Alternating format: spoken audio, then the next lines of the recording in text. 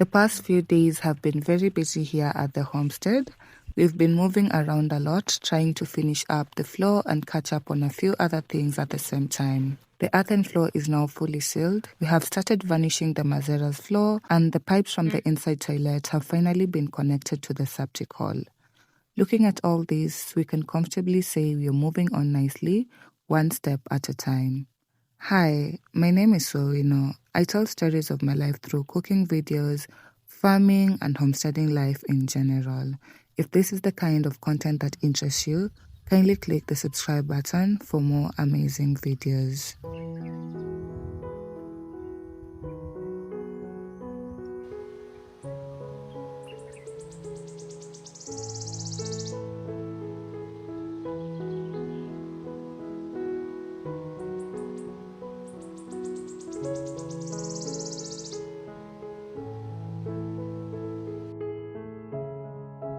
Is you not talking?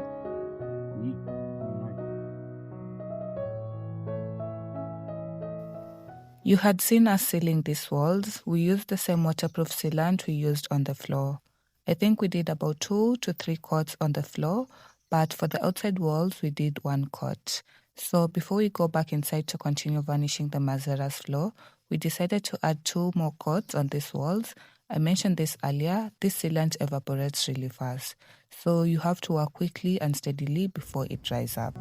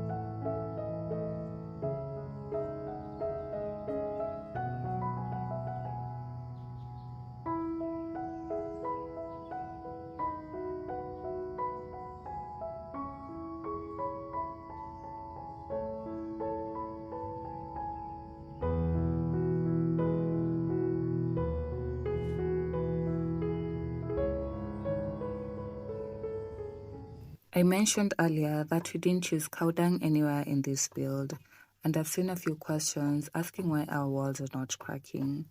I want to start by saying this wasn't a project we just woke up and decided to do. This house has been planned from the very beginning, almost like a small baby we were preparing for. Everything you see here was fast visualized, the kind of mud house we wanted, the feeling we wanted it to give, and then the materials that will help us achieve that vision. You might look at this house and think it's something very achievable, and yes, it is. But without understanding the right materials and how to use them, it becomes very difficult. There was a time before we figured things out when this place was honestly chaotic. The walls were cracking, nothing was holding, and it felt very discouraging. We had the materials, but the problem was how we were going to use them. So we went back to the drawing board and started solving the problem step by step. Through research and a lot of sampling, we learned that the ratio of materials matters so much. What has worked for our house might not work exactly the same for someone else. You always have to adjust depending on your soil and conditions. For our walls, the combination of red soil, fine sand, and dry straw worked really well, but only after we got the right ratio. Earlier videos show the period when our walls were cracking, and that phase was very draining. We kept doing samples until we found what worked. Some people successfully use cow dung in their builds, but for us, we chose not to go that route because we didn't want a system that would require frequent replastering. Every build is different, and everyone chooses what works best for them. This is simply what worked for us. So, in simple terms, the reason our walls are not cracking is because of the right balance of materials and ratios. We used a well tested mix of red soil, fine sand, and rice straw, combined in proportions that work with our specific soil and climate. The rice straw helps bind the wall and control cracking, the sand reduces shrinkage, and the red soil provides strength. We also allowed enough drying time between stages and avoided rushing the process. It wasn't about adding more material, but about using the right materials the right way. And that's what has kept the wall strong and crack free.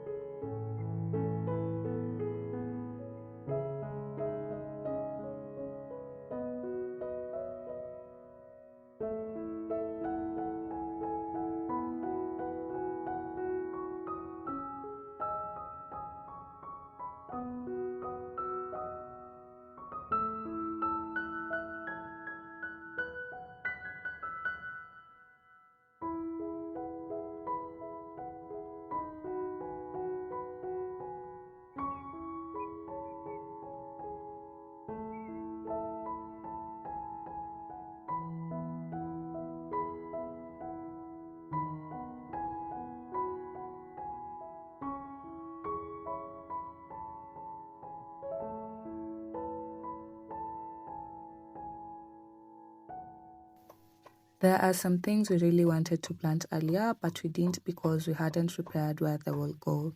So now we are preparing this area so that everything has a proper place.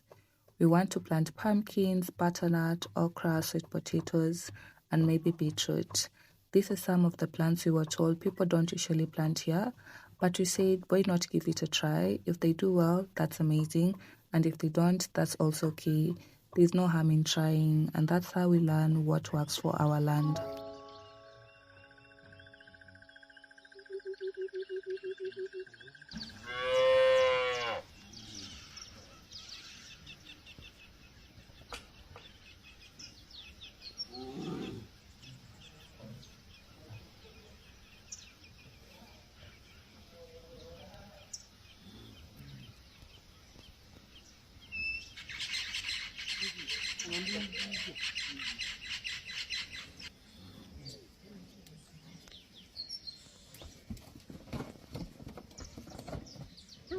Food.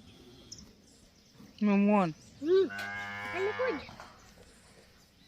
I'm pretty good this time. Open good?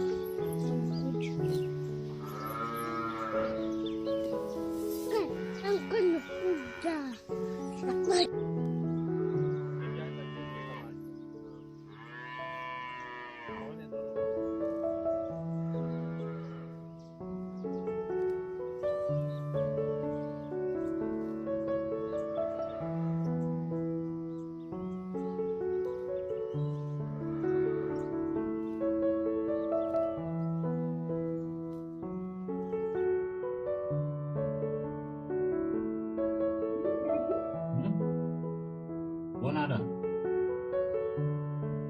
Naona venye ina shine.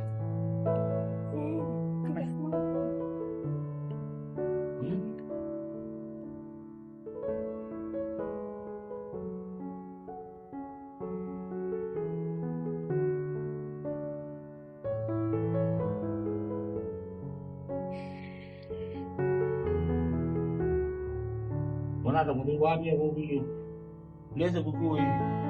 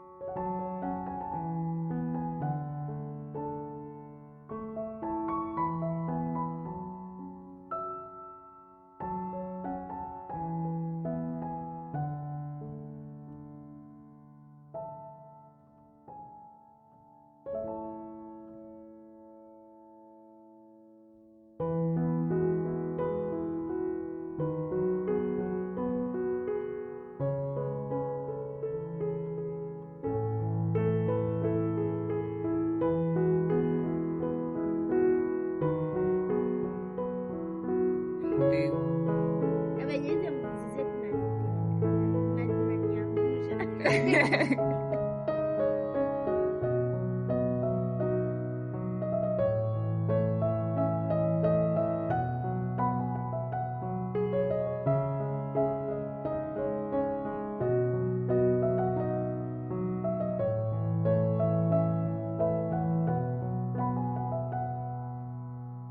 Mungu amenitoa mbali.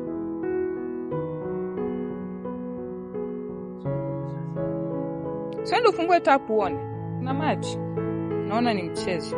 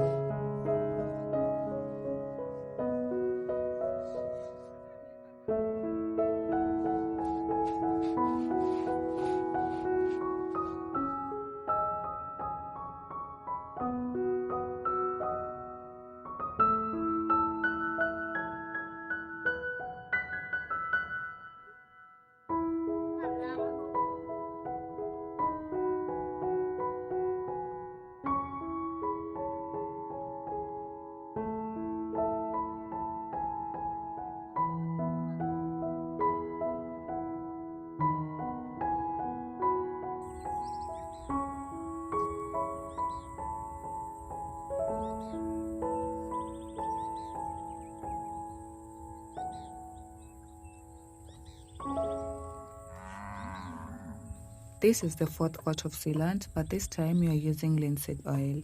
The only downside of linseed oil is that it takes time to dry. But now we don't have to worry about that because the walls are already sealed. We're just adding the linseed oil as extra protection. You'll notice the color change immediately. The walls will look darker once it's applied. Right now they are very bright, but after the linseed oil fully dries, the color will settle back to this rich brown tone.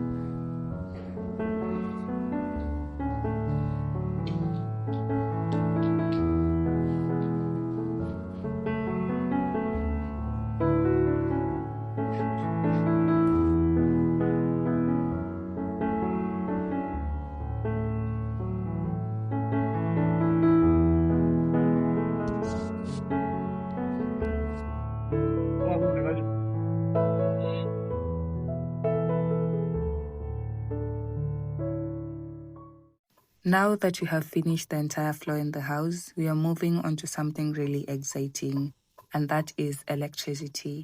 We already did the wiring earlier, and now the electrician is here to finally connect the power into the house. This feels like such a big milestone for us. One of those moments where you pause and realize how far you've come. The only small challenge we have right now is that there are bees on the pole where the electricity is supposed to be connected from. So we'll have to figure out how that will be handled, but that's where we are today. I'm so happy you've watched all the way to this point. Keep dreaming, keep building, and most importantly, live the life that feels true to you. Until next time, bye. We shall try again tomorrow.